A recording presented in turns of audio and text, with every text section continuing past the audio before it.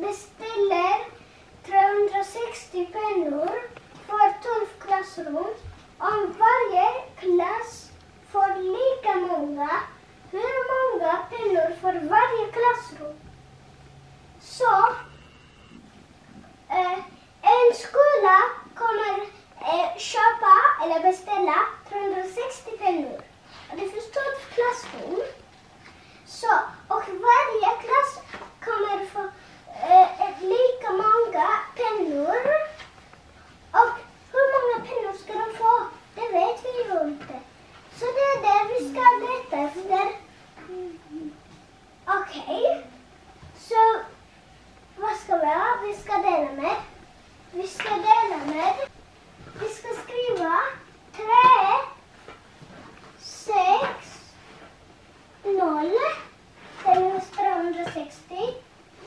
Och streck, det betyder dela med. Och sen 1 och 2, det betyder 12. Så 3 delar med 12, det går inte. 36 delar med 12, det går.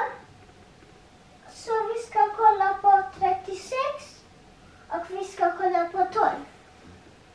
Så 12 gånger någonting kommer bli 36.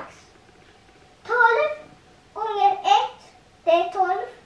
12 gånger 2, det är 24. 12 gånger 3, det är 36. Så